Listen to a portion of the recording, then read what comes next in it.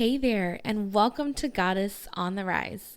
I am your host, Sarah Berg, and this podcast is all about empowering women, living in your truth, loving your body as it is, in your journey to self-love.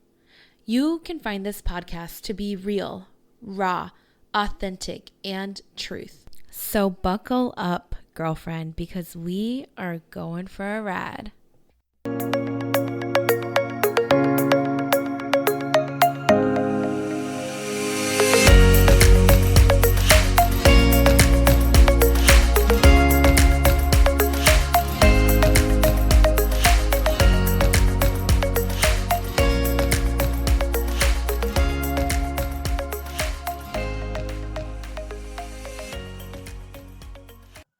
Hey guys, it has been a hot minute since I've recorded a podcast. I am currently in the middle of moving, uprooting my whole entire life and moving to Nevada. And so that takes a lot of planning. Even though the military does most of it for us, there's still a lot of work that has to be done behind the scenes. So I've been super busy with that. And for the longest time, I was feeling so overwhelmed. Don't get me wrong, I'm still feeling super overwhelmed. But I was like, okay, I need to take something off my plate here. And not that I wanted to take the podcast off my plate, I just knew I needed to take a step back for a second. So I did that, and it felt great. It felt really good not having a deadline I needed to meet or having to worry about recording an episode, especially when I was feeling a little bit lost on what it is like I want to be and like who I want to be and what I want to do with my life. I love so many things. Like I love lashing. I love being a nurse. I love coaching people through their health and fitness journey. I am very passionate about holistic health. And like, so all of that together is just like a smorgasbord of stuff. And I don't know what my next move is here. Like I've dabbled in so many different things. It's just so I'm very all over the place right now. So I just have been feeling this overwhelming feeling that I don't know what the heck I'm doing. And it's because I don't. I'm being honest. I really don't. I have so many things I want to do, and I don't feel like I have any time to do them. And I don't even know where to start to do them. So thanks for bearing with me, guys, as I'm sitting here trying to figure out what my next move is while I'm about to move myself. And, it's military life is not always easy, and uprooting your life every couple years is definitely not easy. I found a job here that I loved, and now I have to, quit that. And on top of all of this, I thought that my foot surgery was great timing because my husband was off for a little bit to take care of me. But now I'm really second guessing that because it's hard. It is so hard to move around and be on my feet 24/7 trying to get things done and not be like either in a lot of pain and try to push through it, which is not recommended. Like they told me, do not do that. Or how to take breaks, which is what I've been doing. Take breaks like every, hour. And it's so annoying. So annoying. So it's a lot right now, and then I have my health issues on top of all of this. And that is what today's episode is truly about. I am literally shocked. I shouldn't even say that, but I have had a lot of people ask me about what I have going on, like health wise, what is it that I'm dealing with, and if I could do a podcast on that. And when I said that I was shocked about it, it's because there is a part of me that was really like, wow, like these people want to know like what I'm going through, like it was kind of humbling. And then I think a lot of it also has to do with the fact that these people are lost themselves. They have issues going on and no one's there to help them, So I really struggled with, wanting to share. If you have followed me for a long time on Facebook, on social media, you have seen that I have shared my medical issues a lot in the past. And then something happened. I quit sharing. I would talk about it every now and then I would stop. And then I would talk about it again, and then I would stop. Like, I would pull back. Like, I wouldn't share my whole journey, which is what I really wanted to do. I really wanted to share my whole journey and just share with you guys what I was going through, what I'm constantly going through, trying to find answers, and I quit. I kept on stopping. And I could not understand what my problem was. But then I was like, okay, get honest, Sarah. Like, be honest with yourself. And I've always called it my mean girl. My mean girl is sabotaging me. And that's still a part of me. And I have to figure out how to tell her to shut up and sit down. And it's tough.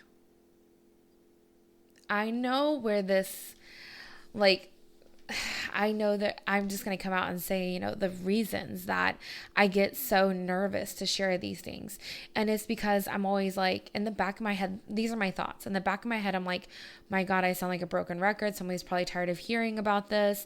Oh, they're probably thinking I just want sympathy, which that's further from the case. Like, I want people to know, like, you can get answers and you can get help, and these things go back in my head. Oh, they probably think I'm faking it.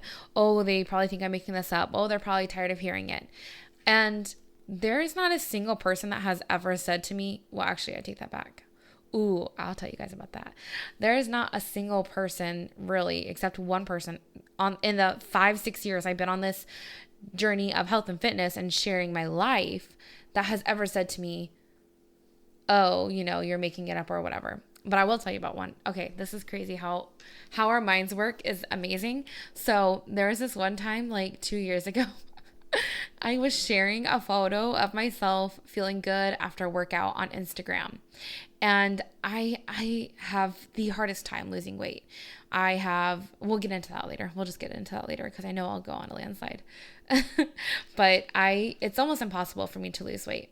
So I posted a picture. I was feeling great. I was doing awesome. I was doing this amazing 80-day program with a huge, massive group of ladies that joined with me. It was one of the best programs I've ever done with them. It was so fun. But anyways, I posted this pic on Instagram. And you know what? I'm going to pull up the comment because I bet it's still on there. Okay, I pulled it up. So in this picture this, I am kind of like squatting onto my feet and I'm like doing a flex pose, and I put on the caption, workout done, rolls and cellulite showing, no filter, real and raw. Let me tell you one thing right now, I'm not going to suck it in. I'm not going to Photoshop. I'm going to be me. And I'm going to love every minute of it. Friends, I promise you one thing. The only thing fake about me is my customer service voice. Man, you guys, I'm so funny. Anyways, I'm doing this for me to be confident, sexy, and amazing every day, proving to myself I am better than yesterday. Y'all, the comments were great. But let me tell you, actually, the comments are very interesting. So the very first comment on there is from this girl who I'm assuming I blocked or she blocked me. I don't know. I can still see her comment though. And she puts on there, and all that's just fine. But I've been friends with you for almost 3 years, and it doesn't look like the lost any weight, but you're a health and fitness coach. Ouch. That hurt. And it was really, really tough. And I was like, one comment, dude, guys, one comment. That never happens. Like, probably in the 5 to 6 years, that's maybe happened like a handful of times. But that one comment, I still remembered to this day. I knew exactly what picture it was on. I knew exactly what she had said. And I was just devastated. And I wanted to share that with you because it's amazing how our minds work, how our minds hold on to things. And that's why I feel like it's something I'm working through in therapy,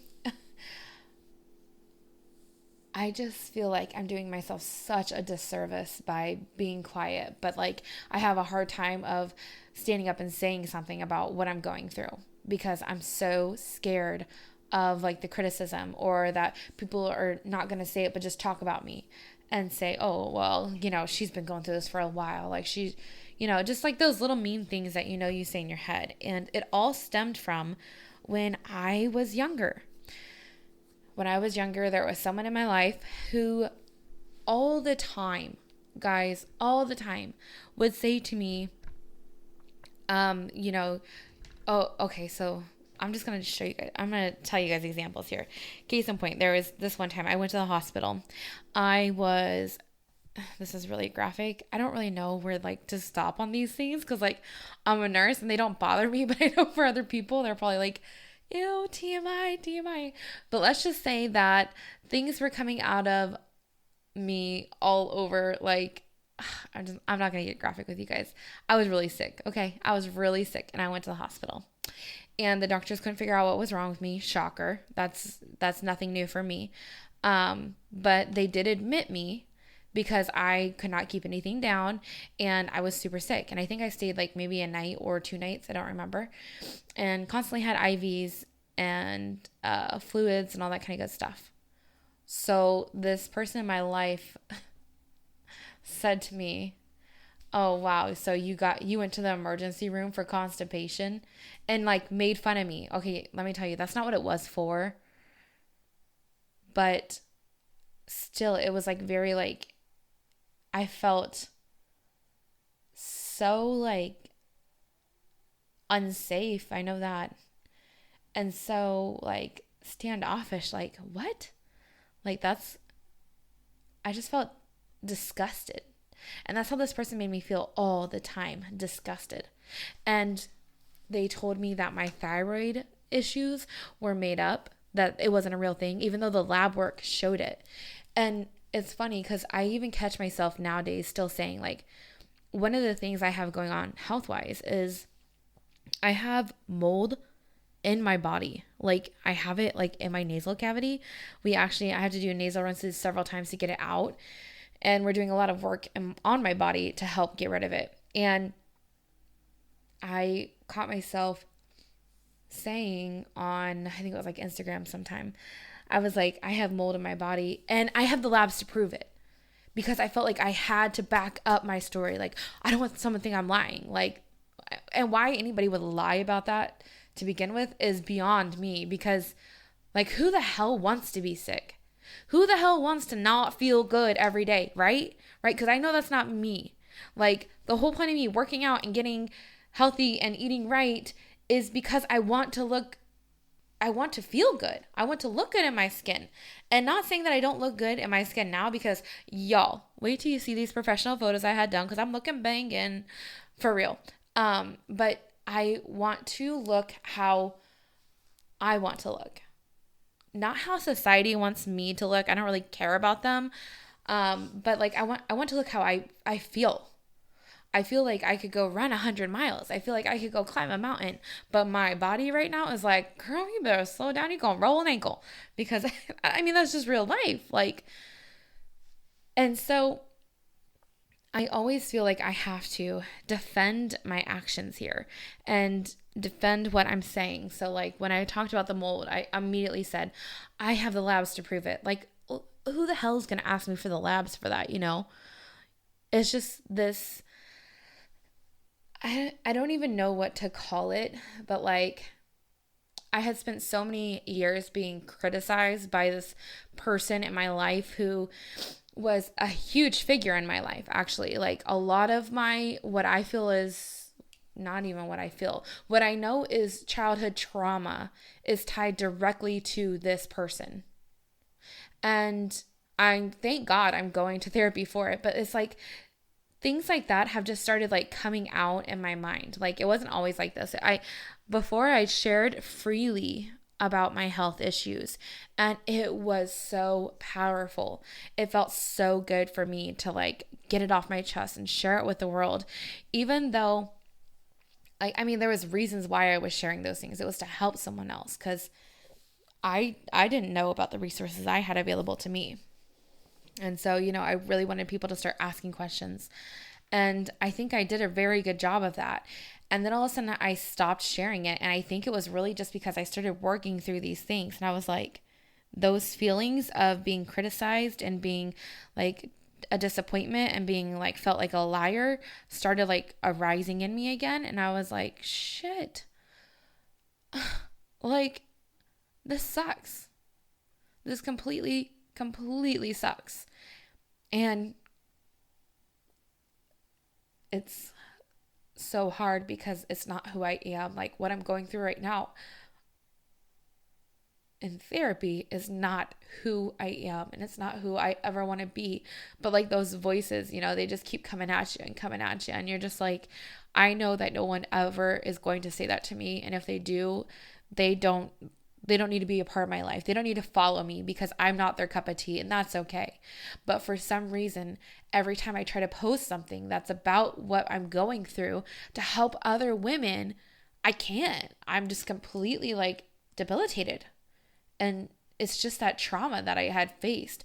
And so that's one of the things I love about this podcast. The fact that I'm able to do these podcasts is that I know, and it's actually one of the reasons why I can post on social media so freely and so openly, is that I do not know who is listening to this right now. I do not even know who reads my stuff, I can see who watches my stories, but I forget to pay attention to it. But like those things, I do not know. So it's almost like I'm talking to myself of like who I want to be. It's really cool. But that's one of the things that makes this podcast so easy for me, is that I can just say whatever it is I'm going to say. And it's like I'm talking to myself and I have no idea who's going to hear it on the other end. And it's very empowering being able to, speak my truth, even though I don't know exactly what that is right now. You know what I'm saying? Like, I don't know where I want to go with everything. And I don't know if I just need time to like process this all, because I've only been in therapy for probably like 4 weeks now. I've been in therapy several times before, a lot of times trying to go through and process these issues. But mostly right now, it's just like things started to come to my head and I was like, oh, like, girl, you are effed up. Like, you need to get some help. And I did get some help, because that's what healthy people do. And that's what I'm trying to be, is a healthy person, because it feels good. But also at the same time, it's really hard to work through these things. Like, I was talking to my therapist one day and he's like, yeah, it's really tough knowing that you've been physically and sexually abused. And I was like, wait, what? Huh?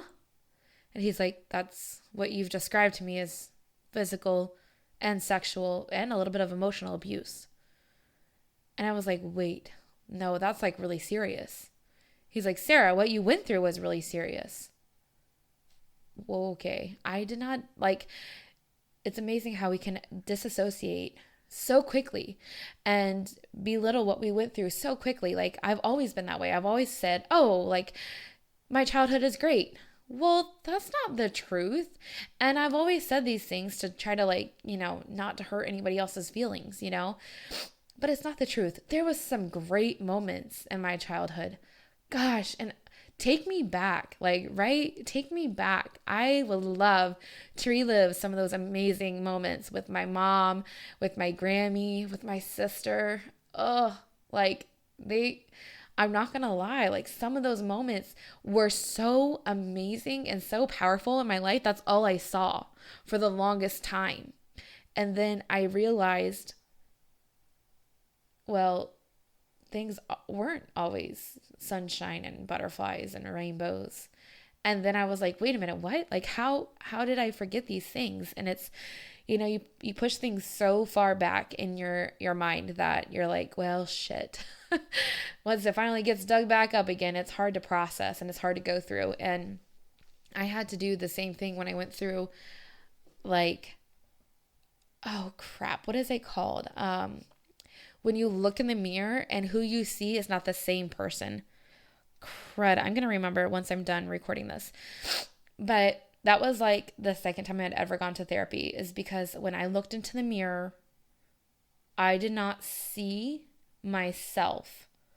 I saw someone who was super overweight and, well, wait, that's, no, shut up, mean girl, sit down. Shut up, mean girl, sit down, right? I'm not gonna go there.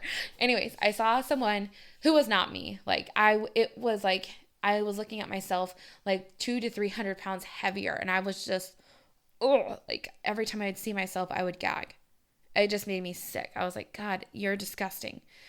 And that's what would go through my head. So I was like, okay, this is not okay. Like, this is not right, y'all. Like, I need to get help. And so I got help and I did that. So I just like, that stemmed from when I was younger as well. Like this person in my life who was like super just a toxic person had so much control over me at that time, that it was just like super rough, you know, like I went through all these things and they just keep coming up like little by little. And for the longest time, like when I was going through that, it's not I keep wanting to say disoriented eating, but it's not. It was like, it was something to do with self-image. I want to say like maybe dysmorphia or something. I'm probably making up all these things that don't even make sense. That's my life. Anyways, I compensated for that by posting all the time. Like body positivity. I love myself. I'm so cool. Like, ooh, I look good in this bikini. Yeah, girl. Get it. Like, I'm a big girl and I still love myself. I still wear a bikini. Like, that was what I was like really known for. Like, lifting other women up and lifting myself up. Like, girl, go rock that. Don't care what anybody thinks type of thing, you know? And that whole entire time, I'm not saying like it was fake, because it really wasn't. Like, it was me posting that stuff, not just for other people, but for myself. It was like a reminder to myself, listen, you are not who you are seeing right now. Like, that's not a thing. You know, that's not you. The scale tells you different. The clothes tell you different. So stop. Like, and it was my way of telling myself that. And it's so funny how like just a couple years later, I'm going through something totally else, working through something totally else in my childhood, that I can't be that way. I feel like I have to withdraw. I feel like I can't talk about it. And it's rough. And I want to break that. But I don't know how. I'm tired. I'm overwhelmed. I don't feel like posting right now. It's hard. Like, I can't create any content because I'm so in my head about what I say and what I feel. And it's just from years of like people throwing it in my face, you know? Like, I've had it, I mean, here in the last, 4 years? Here in the last 4 years, I was slut shamed for posting a very tasteful picture on Facebook. And I was literally like slut shamed for it. And I was like, wait, what? Like, it was for my girlfriend's blog or whatever. And I was so excited to get them done. I was so excited to get these pictures done. And literally posted on Facebook because I felt beautiful.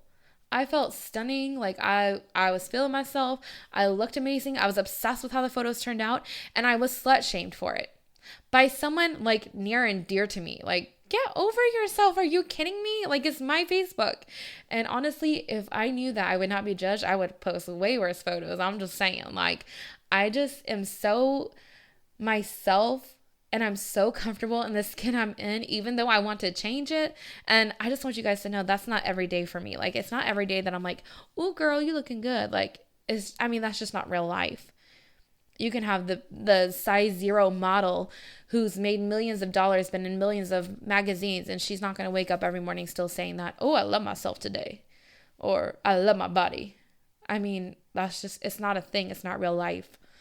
And it is what it is, you know? Like, I'm just learning how to be so truly and fully myself, but I'm very, very lost at the same time.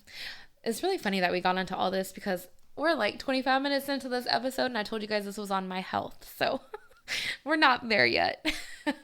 But I will tell you this is going to be a 2-part episode because this is a lot. Like, just saying these things, talking out loud about these things, like, it's not, I know it seems silly, but it's like there was so many events going on during the time that I was going through like these health issues. And so like going through that is tough. And I'm going to say it because it's my life. And I mean, that's just the bottom line. I can say what I want to say. And I shouldn't be scared of what the repercussions are going to be. Am I right? Am I right? If it's going to help someone, I mean, that's all that matters. So, we're going to start when I was real young.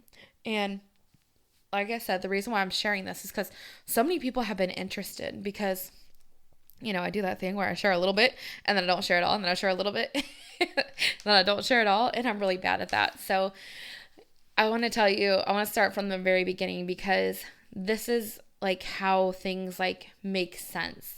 And we're going to go on a little journey here. So starting from the very beginning, I was not the healthiest child, like baby. I know I was in an asthma tent at one time. I know I had a lot of infections, was on a lot of antibiotics. And I know at one point we kind of where the biggest issue started was when I had my tonsils taken out. And at that moment, I feel like that was like a huge turning point for me because I had my tonsils taken out. Well, little did we know, they ran blood tests at that time, and I had Graves' disease. I had hyperthyroidism, and they never told me. And so I want to say it was a year later, I think, I woke up and I went downstairs and my mom freaked out and took me to the emergency room because I had a goiter around my neck. And what that is it looks like you swallowed a tire. Your neck gets like really big and you kind of have buggy eyes, which I don't think I ever really developed that symptom, which is great. But basically, a goiter is a telltale sign of Graves' disease. And of course, they ran some tests and that's exactly what it was. So I probably need to do a little bit more research here, but the difference between hyperthyroidism and Graves' disease is the TPO antibodies. Now, what we're talking about is the thyroid. The thyroid is essential for basically everything in your body. Everything. And I think it's so overlooked and it pisses me off. I'm not going to lie. I get really, really angry because you have a doctor. They check your labs, right? Well, what are they checking when they check your labs? Your thyroid labs in particular. All they do is check the TSH. And that's the thyroid stimulating hormone. And that's so, so wrong. Like, you need a full thyroid panel. And I actually got in an argument one time with my endocrinologist back in Virginia Beach. She was a handful. And I told her that I wanted this ran. And she's like, well, what are you going to do with the information once you receive it? And I'm like, well, I'll tell you what, I'm going to take it somewhere else. I'm going to take it to you. Anyways, she said that it was completely unnecessary because all we need to know is how my thyroid is working, which, like, if you know anything about the thyroid, you would know you need to run all those things because you need to figure out how this part is converting into this part. I'm not going to get into all the logistics here because Lord knows I will go down that path really fast, and it's like genetics and all that kind of stuff, and I just won't, I won't go down that road for you guys. So you're welcome. You're welcome. Anyways. And another big thing that you need to look for is TPO antibodies. TPO antibodies, whether they're high or low, is something that will help you figure out if you have Graves' disease or Hashimoto's. So at that point, when this all happened between 10 and 12. So at that point, I was diagnosed with Graves' disease, and they did not feel comfortable not diagnosing me, but helping me because I lived in this little tiny town called Keokuk. Shout out to Keokuk. But they sent me up to the University of Iowa to help with all this stuff. And one of the things that was a big deal was that I had heart palpitations. And that is one of the things that kind of comes with thyroid issues, especially hyperthyroidism, not so much hypo. And that's what happens when your thyroid is really high, just so you guys know. I get there. I remember they put me on a heart medication. They put me on a thyroid medication of some sort. I'm assuming it was something to suppress my thyroid. But basically, after checking it, it failed. It was not working. I was not having any success with those medications. Now, let me tell you, like, during this whole entire time, my timeline might be even off, not that it even matters, but I do remember also getting upper and lower GIs at the age of between 10 and 13. That's unreal. Like it just doesn't happen that often because usually there's not anyone that has issues. But I would go back and forth between constipation and diarrhea, and with that, blood, lots of blood all the time. And it was obviously not good. And we always thought that I had a stomach ulcer, but that got ruled out, which was great. But all the doctors could tell me was, oh, you have IBS. Okay, well, IBS in a child is very rare. At least as far as I know of. But usually, I want to tell you guys this. If you have IBS, okay, I want you to know that I'm not a doctor and I'm not trying to diagnose you or anything like that. But if you have IBS and you feel like nothing is helping, it's probably because you're misdiagnosed or there's something else going on. You could still have IBS and still have something going on. Like in my case, I had IBS, or maybe I don't even know if I have IBS anymore, but a lot of times I'm going to tell you guys that this came from a doctor. A lot of times they tell you have IBS when they can't figure out what's going on.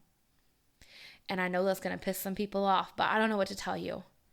I'm sorry. Do some more digging because I guarantee you if you're still having symptoms, it's something more than that. But anyways, right now, I'll tell you guys some of my symptoms are I have crazy bloating and hives like randomly all the time, and constantly diarrhea, constipation, filling the toilet with blood. I'm just being honest. It's really gross, but it's real life. You know, that's exactly what's happening. There's times where I have to wake up in the morning and I run to the bathroom. Same thing with the middle of the night. Like, that's not normal. That is not normal. So I currently have been tested, and guess what I have? I have some crazy shit. I have SIBO, which is small intestine bacterial overgrowth. I have H. pylori, Helicobacter pylori, which, did you guys know that is the thing that causes stomach ulcers? Super fun. And then I also have a parasite on top of having been being exposed to mold and now having it in my system, on top of having thyroid issues. And when I say thyroid issues, I mean that my TSH was 95 when the normal range is like, I can't even remember all the time. I have like 0.4 to 5, and it was 95. So like this shit isn't stuff you mess around with, you know, like it can be life-threatening, and it can be really dangerous. But I found someone to help me with all that. I'm going to get back into that later. I know I'm kind of bouncing all around here, but it's just, it's a lot, you know? But so when I was younger, I just remember being in and out of hospitals, and finally they told me that the medications aren't working, that we need to do radioactive iodine. This is where I have the most issues ever, because this time in my life, first of all, I had to go get this. I had to go up to the University of Iowa, and all I remember was going into this metal room, and no one was allowed in there with me, and I had to go up to this cup and I had to drink it. And it basically looked like water, but apparently it was radioactive iodine. And then after that, I remember I couldn't be around anyone because I was radioactive. I could only be within 3 feet of everybody. I remember my pee being like neon yellow, and like my sweat and my tears were that way too. And then I remember, since I couldn't be around anyone, that I couldn't go to someone that was very important to me, their funeral. And they had passed away while I was going through all of this. And can you imagine? Can you freaking imagine? First of all, someone really close to you is basically belittling you and abusing you. And then you have someone else that's close to you, maybe like a couple years later, freaking die out of nowhere. And you're trying to deal with all these health issues when you're 10 to 13, somewhere around there. Like, holy shit. I'm not gonna lie. Like, for the longest time when I looked back on that, I just was like, oh, that's nothing. But if you would tell me that your daughter or your son is going through that, I'd be like, oh my gosh, that poor kid. Like, what can I do to help?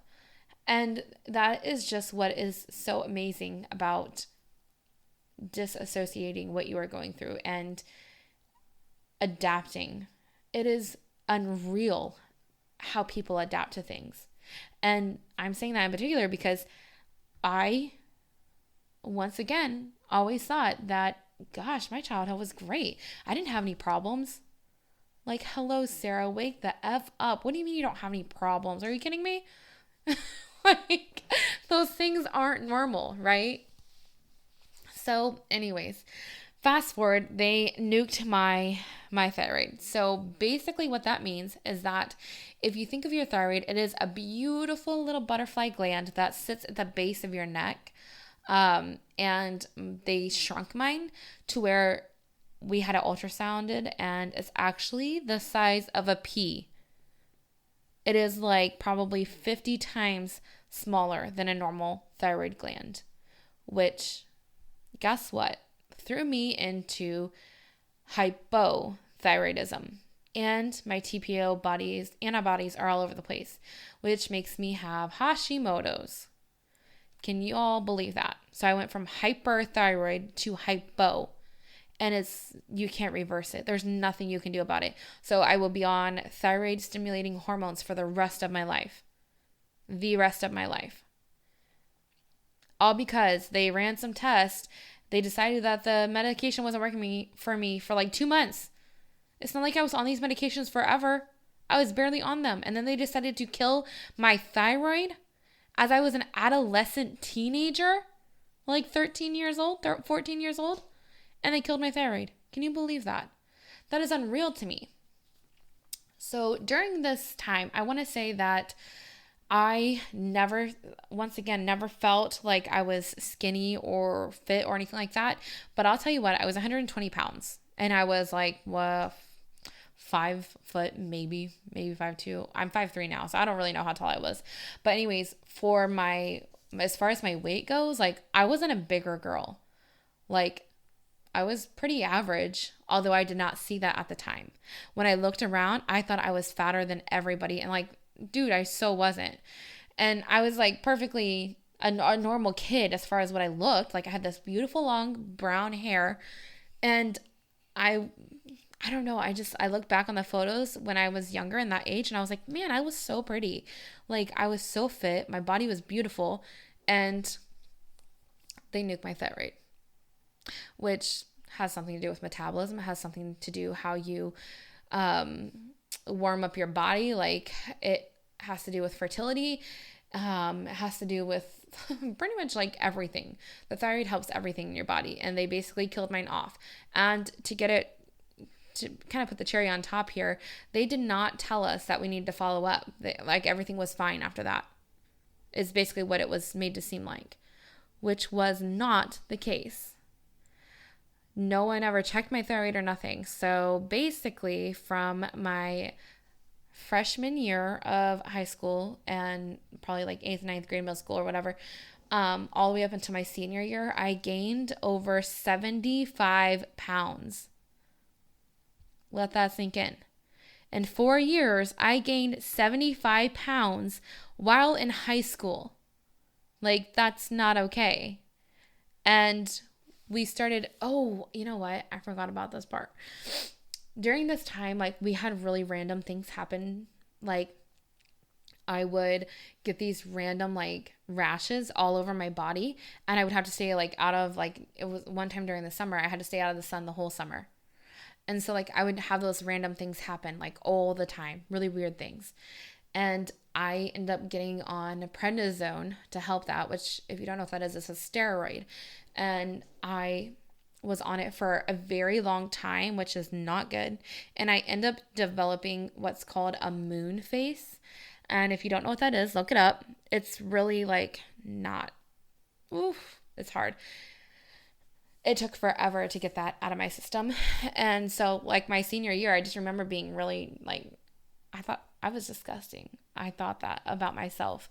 And I wish I could go back and tell that girl, like, that is not true. Like, you had health issues that you had no control over. And that was the truth. Eventually, like, my mom, like, was like, yeah, there's obviously something going wrong. And, I didn't feel right and all this kind of crazy stuff. And they finally figured out that, of course, I was hypothyroid. And so we got on medication. Well, then that medication was just not doing the trick. So, and that lasted forever. And my mom was like, okay, I heard about this doctor. We had to basically apply to get into her. I sent her a picture of myself. I sent her a picture of what I used to be like. And I finally got into her. And I'm going to stop right there. I'm going to do a part 2 here because I think that this is just so long. I want you guys to really grasp like what was happening. But at the end of the day, at the bottom of the line, like I share these things because I want you to know that whether it's you, whether it's a friend, or whether it's your child going through these things, like first of all, there's always hope. Second of all, like you're not alone. Like these are real things. Like for the longest time, I felt like maybe it was just me or maybe this was all made up, but my lab work backs that up. Like the whole mold thing and parasites, I was like, this is unreal. How is this even possible? Like, how do you even test for those things? And I mean, you do, and you can. And I just think that medicine is such a beautiful thing, but it can also be very stressful at the same time. So I want to share this with you guys because I want you all to have hope. I want you to know that you're not alone. And I think that's so, so important to know that there's resources out there, and there's people out there willing to help you. So I appreciate all of you guys listening to this. I'm sure this was such an interesting podcast because it's kind of like all over the place, honestly. But as you guys know, I always end my podcast in a affirmation series. So I am going to share some with you guys right now. Okay, here we go. So, my body is filled with healing energy. My body is powerful and knows how to heal itself. I listen to my body's needs. I let go of all fear and doubt, and life becomes simple and easy for me. I trust that when I put out good energy, the universe will bless me with positive health and wellness. My positive thoughts and actions renew my mind and body. I am energetic and grateful for my life. I am relaxed, centered, and refreshed in my present state of mind. Thank you guys so much for listening to this episode, and I would love to hear your feedback. Hopefully it has helped you in some way, shape, or form, but I want you to know that you're not alone, and trauma is trauma. What you went through is not any smaller than what someone else went through. And I think that was so hard for me to realize for the longest time. And that's why I just put on a positive face and just kind of went through it and rolled with emotions. But that's so further from the truth. So I can't wait to do part 2 for you guys. And I hope you really enjoyed. Look forward to talking to you guys. Bye.